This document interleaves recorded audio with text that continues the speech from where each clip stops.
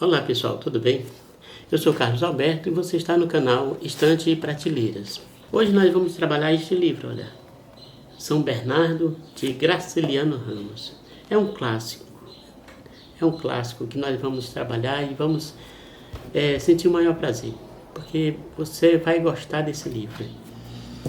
Vamos falar um pouquinho sobre o autor, Graciliano Ramos. Graciliano Ramos nasceu em Quebrangulo, Alagoas, no dia 27 de outubro de 1892. Suas obras são classificadas como da segunda fase do modernismo. É a geração de 30. A sua infância foi passada em vários municípios do Nordeste. Quando Graciliano Ramos concluiu o seu segundo grau, ele tratou de viajar para o Rio de Janeiro com o fim de buscar uma sorte melhor trabalhando na imprensa. E de fato ele conseguiu, porque ele foi trabalhar como revisor do jornal Correio da Manhã, Jornal à Tarde e Jornal O Século. Graciliano Ramos foi eleito prefeito de sua cidade, Palmeira dos Índios, mas ocupou também cargos como diretor de imprensa oficial de Alagoas. Ele foi diretor de instrução pública também de Alagoas. Ele foi preso em 1936, acusado de comunista. Quando ele saiu sem qualquer processo, sem acusação, sem nada. Então, só perseguição mesmo. Mas lá no Rio, depois de um sofrimento na prisão, foi inspetor federal do ensino secundário, em 1939. Em 45, 9 anos depois de ser acusado, ele entrou no Partido Comunista Brasileiro, ao lado de Luiz Carlos Prestes. Graciliano Ramos, ele adoeceu gravemente em 1952, foi internado e submetido à cirurgia, mas acabou falecendo no dia 20 de março de 1953, vítima de câncer no pulmão. Além de um grande escritor, ele também dominava o inglês e o francês, e ele realizou algumas traduções. Ele escreveu muito, escreveu contos para crianças, para adultos, escreveu contos, crônicas, críticas literárias, memórias e romances. Agora nós vamos para o livro, Essa obra importantíssima na vida de Graciliano Ramos vem mostrar a maneira como Graciliano Ramos via o mundo. Ele tinha realmente uns pensamentos, antes mesmo de entrar no partido, ele tinha pensamentos humanistas, Humanista. Como escritor do modernismo, ele escrevia muito sobre a realidade, escrevia de maneira realista sobre a vida da pessoa, escrevia de maneira objetiva, de maneira que a pessoa entendesse logo. São Bernardo, ele conta a história do Paulo Honório. Paulo Honório era um grande fazendeiro e quer contar a sua história de vida. O que aconteceu com a sua vida, para que serviu a vida. Ele lutou bastante e em um momento ele quis escrever. Ele não sabia, na verdade, no livro mesmo diz, eu não sei mesmo para que serve isso aqui, mas eu vou escrever. São Bernardo não é aquela raça de cão, não é o santo católico São Bernardo, e nem é uma cidade de São Paulo, nem é bairro, não é nada. São Bernardo é o nome da fazenda. É uma fazenda onde o Paulo Honório trabalhou, gastou muita energia trabalhando aqui na agricultura. O livro é narrado em primeira pessoa. Paulo Honório, ele quis contar a sua história, então convidou os amigos. Foi o padre Silvestre, foi o João Nogueira, teve o jornalista Azevedo Coutinho e também o Arquimedes. Para escrever esse livro, ele chamou esses amigos porque ele explica logo no início do livro. Ele dividiu em funções. O padre Silvestre, ele ficaria responsável pelas citações em latim ou na parte moral, tal, para não desrespeitar ninguém. O João Nogueira, ele ficaria na parte da sintaxe, da língua portuguesa, do certo, do errado, da concordância, essas coisas assim. E o Arquimedes ficaria na parte prática, parte gráfica. Já o jornalista Azevedo Gondim ele ficaria, eu digo ficaria porque depois a gente vai ver como é, porque não ficou. Ele ficaria na parte mesmo de escrita. Aconteceu que logo os 3 caíram fora. Deram desculpa, disseram que não podia, tinha muita coisa para fazer e tal, não ia ter tempo. Ficou somente o jornalista, o Azevedo Gondim. O Azevedo Gondim, então, recebeu essa função. Teve um tempo em uma entrevista, o Paulo começou a contar suas histórias, Em 2 semanas, mais ou menos, o jornalista entrega umas folhas com 2 capítulos sobre a história. Acontece que o Paulo Honório olhou, leu aquilo ali, aí disse, rapaz, tá uma porcaria, isso aqui não está servindo não. Por que não está servindo? Ele reclamou, porque é muito difícil isso aqui de compreender, rapaz, ninguém fala desse jeito. Mas o jornalista ainda tentou justificar. Rapaz, é porque a escrita é diferente da fala. A gente fala de um jeito e escreve de outro. Mas a gente escreve assim mesmo. Não quero assim não. Então você pode ir embora que eu não quero esse trabalho. Então dispensou também o jornalista. Ele ficou sozinho. Desistiu da obra. Mas o tempo foi passando, depois pensou novamente em escrever e escreveu. E ele disse que o que ele é a favor de escrever mesmo de acordo com o que a gente está falando, que é para ser entendido.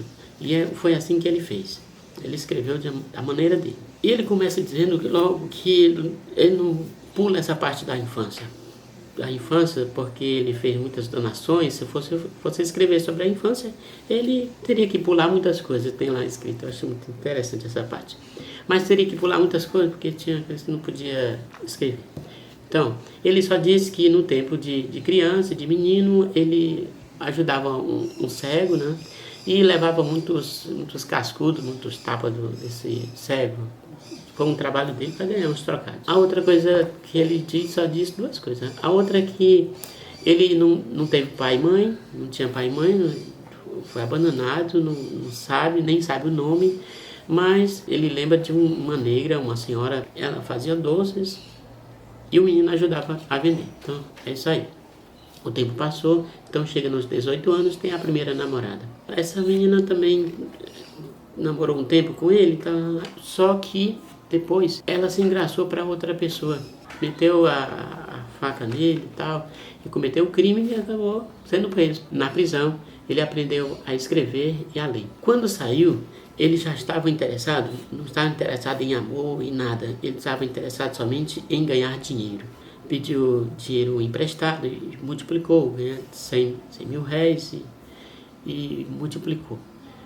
Pegou um agiota, conseguiu o dinheiro com ele, conseguiu pagar o dinheiro do agiota e viu que esse agiota gostava muito de enrolar. Então ele foi aprendendo também a ser esperto. Ele ficou de olho numa fazenda, que é a Fazenda São Bernardo. O objetivo dele era ganhar essa fazenda, era comprar a maneira de falar, né? Que na verdade o objetivo dele era comprar de qualquer maneira. Foi o que ele fez então. O dono da fazenda, o seu Padilha, ele faleceu e deixou como herdeiro apenas o filho Luiz Padilha. Só que esse Luiz Padilha era muito viciado no jogo, em bebidas, então vivia nos bares, não dava muita importância à fazenda, não cuidou. Então a casa estava quebrada, rachada e tudo destruído. O que o Paulo Honório fez? Ele se aproximou do Luiz Padilha, viu que ele estava precisando de dinheiro e fez um negócio com ele. Emprestou o dinheiro para ele. Quando foi na hora de pagar, o Padilha já tentava fugir, procurava não se encontrar mais com o Paulo Honório. Paulo Honório, então, procurou um certo dia e disse, olha, rapaz, a dívida é grande, os juros são altos de lá para cá, então você me deve muito. Luiz Padilha ainda disse que não podia pagar, mas iria pagar, se tivesse paciência. Ele disse, não dá para ter paciência, porque é muito dinheiro e você tem que me pagar hoje. O Paulo Honório lembrou da fazenda, como a dívida era alta, e ele, Paulo Honório, já tinha dinheiro, tinha fazenda, tinha trabalhado muito, vendendo gado, vendendo textos, vendendo livros, vendendo tudo que podia vender, ele vendia. Não estudou, não se preocupou com isso, não queria saber de estudo, não queria saber de amor, só queria ganhar dinheiro e ser o dono de São Bernardo. O Paulo Honório então disse que, olha, depois então eu quero uma fazenda e ainda dou algum dinheiro para você em troca, porque, não rapaz, mas a fazenda é muita coisa. Não, ele não está prestando para nada, porque você não é cuidado, você não tem agricultura, não tem pecuária, não tem nenhum cuidado, a casa está destruída, não vale nada, mas eu ainda dou algum dinheiro. Quando o Paulo Honório tomou conta da fazenda, então ele passou a cuidar das terras, colocou ali plantações de algodão, de mamona e de outras culturas. Cuidou também, colocou o gado, colocou todos os animais. E com o tempo chamou o próprio Padilha, né? Quando ele precisou de um professor, que Padilha era professor, contratou como professor de uma escolinha. Ele criou uma escolinha, construiu também uma igreja, né? Tudo que ele fazia, vale salientar isso, tudo que ele fazia era somente com segundas intenções, era só para ganhar.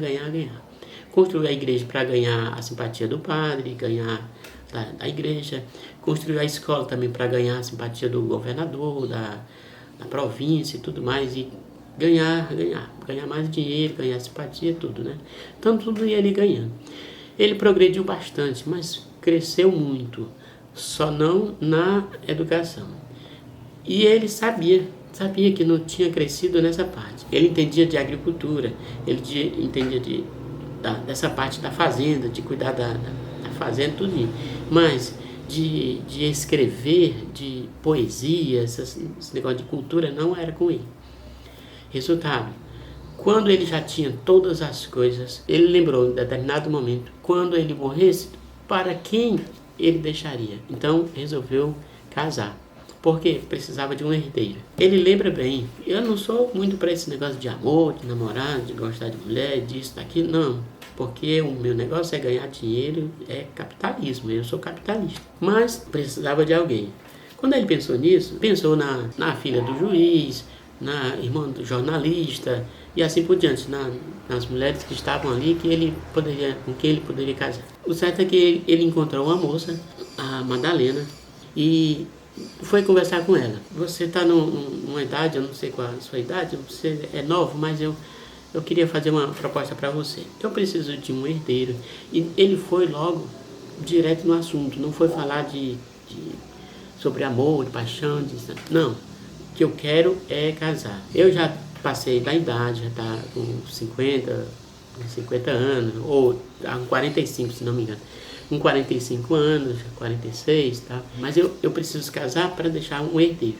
E gostaria de que você aceitasse casar comigo. Ela ainda pensou um pouco, mas resolveu aceitar. Por quê? Porque o homem era rico, tinha fazenda, tinha todas as condições. Lá já tinha a eletricidade, tinha o açude, ele construiu tudo o que precisava, tinha tudo, faltava só o filho e a mulher, lógico, né? Para ter o filho tinha que ter a mulher. Então ele foi, e aí conseguiu a mulher também. O tempo passou e a mulher teve o filho. Então ele observou que ela era muito diferente, não conhecia muito bem a sua esposa. Enquanto ele explorava a terra, explorava as pessoas, usava das pessoas, ela se preocupava com as pessoas. Então, logo no primeiro mês, ela ficou preocupada com o funcionário, porque ele passava necessidade e ele precisava ajudar. Em outra ocasião, a mulher também reclamou porque ele deu uns tapas, humilhou um funcionário, e ela foi e reclamou. Você não podia ter feito isso, você não podia. Tem que tratar as pessoas como gente, as pessoas são gente. Não. E ele reclamou. Não. Cada macaco no seu galho, tem a expressão, cada macaco no seu galho. Eu cuido da fazenda, você cuida lá da sua escolinha. Quando ela entrou na fazenda como esposa, né? Ela ficou responsável também pela escola. E ficou trabalhando junto com o Luiz Padilha, que era professor. Os dois cuidavam. O tempo foi passando e ele foi percebendo como era diferente. Ele passou a reclamar Não, você não deve ser assim, não é para ser desse jeito. Você trabalhe na escola, você só trabalha na escola, não precisa. Então, foi assim que ele foi levando. Mas depois veio uma coisa ruim que atrapalhou tudo. Como ele cuidava, ele chamava as pessoas de molambos, chamava as pessoas de animais. Tem animais ali na fazenda de todo tipo. As pessoas são bicho para ele. As pessoas são bicho. Eu cresci, eu desenvolvi muito, mas eu vi que as pessoas são bicho. Existem uns bichos domésticos como o padilha. Padilha é um bicho doméstico. Existe outro bicho do mato como o Casimiro Lopes. O Casimiro Lopes é o que servia de capataz, servia de um empregado fiel. Então era como se fosse um cão fiel, ele comparava. Outro também que ele dizia que tem os animais do campo, são chamados bois mansos. E outros também, eles dizem que os bezerrinhos, chamavam as crianças, gente, né? Os bezerrinhos. Os bezerrinhos, eles aprendem as coisas na escolinha, eles decoram os mandamentos da lei de Deus. São os bezerrinhos, são os animais também. E quando a mulher reclamou porque ele tinha batido no funcionário, tinha humilhado, disse, ali é um mulambo. Ele nunca foi gente. É coisa da natureza. Não, ali é gente. Não. Ele é um mulambo. Desde que nasceu. Não sei porquê, mas é de natureza. Ele é um mulambo. Então ele é assim que ele tratava as pessoas. Mas o tempo foi passando. Ele foi observando a maneira da mulher e depois veio o ciúme. Aos poucos ele foi percebendo a proximidade da mulher com o jornalista Gondim, a mulher com com os funcionários, que eles conversavam demais. E o que ele não gostava era a história de comunismo, socialismo, essas ideias assim de se preocupar com as pessoas, nada disso. Uma vez ele flagrou alguns conversando, inclusive com esse Padilha. Esse Padilha dizendo, rapaz, é errado esse negócio, uma pessoa dona de tanta coisa enquanto os outros ficam sofrendo. E a gente morrendo de trabalhar para uma pessoa só, muita gente trabalhando para uma pessoa só, tá errado isso aqui. Aí ele viu, conversa é essa, rapaz, conversa é essa. Se você quiser pensar desse jeito, você vai para fora, você não trabalha para mim. Houve aí um contratempo que o ciúme veio atrapalhar e tal. Ele teve tanto ciúme que falou para o Padilha abandonar a escola. É importante que a gente observe esses detalhes. Graciliano Ramos foi preso como comunista, antes mesmo de entrar no Partido Comunista. 9 anos depois é que ele entrou no partido. Mas é porque ele já pensava mesmo na parte humanista mesmo, pensava nas pessoas. E aqui, né, nesta obra, ele coloca essa parte também sobre o capitalismo e sobre o humanismo, né? Enquanto o Paulo Honório era um capitalista, não queria saber de ninguém, não queria cuidar das pessoas como pessoas, aí tinha o socialismo, né? Tinha um socialismo, que era a esposa que pensava nos funcionários, no bem-estar dos funcionários, pensava nas crianças, nas famílias que estavam passando fome e que precisavam ajudar. Paulo Honório não pensava assim não, ele queria era um trator, tinha que passar por cima e não queria saber de nada. Então, o capitalismo é isso, era isso. Ele faz como que uma crítica, né, sobre o capitalismo, que vai como um trator mesmo, um rolo compressor, vai atropelando todo mundo. Nesse livro também a gente vê a parte psicológica, né? A parte psicológica é quando, por exemplo, o próprio Paulo Honório, quando ele tem muito ciúme, não contei o final, né? O que foi que deu esse ciúme, mas quando Paulo Honório tem muito ciúme, ele mesmo se compara, ele mesmo se preocupa, porque ele mesmo, parece que ele mesmo quer se chamar de bicho, não chega a dizer, mas ele vê que a mulher, ela podia ter alguma coisa com outra pessoa, e porque ele era um ser muito agressivo, as mãos grandes, era a pele cabeluda, ele era grosseiro, tinha um narigão, todo sem jeito, não tinha como, é aquele sertanejo Ele queria mostrar assim, um sertanejo, aquele grosseiro que não cuida de si e tal. Não, era ignorante. Ele mesmo disse, eu sou um ignorante, eu não sou para letras como a mulher. Enquanto a mulher tem cultura. Então, essa parte psicológica, né? O certo é que a gente pode ler esse livro observando o que ele mesmo falou. Eu tenho todas as coisas, mas para que tudo isso, lá no finalzinho, quando vez por outra, é como se mostrasse cenas, ele mesmo escrevendo, e eu estou aqui escrevendo, tal. Tenho tudo na vida, mas para que serve tudo isso na minha vida? Eu não aprendi nada na vida, tal, estraguei a minha vida, estraguei isso. Tantos anos jogados fora, né? Então, ele mesmo dizendo que, colocando no papel, que ele perdeu a vida e estragou a vida também dos outros. Esta foi a resenha da grande obra de Graciliano Ramos, São Bernardo. Se você gostou da resenha, você dá o seu like e compartilha também com seus amigos. Então, um abraço, fique com Deus.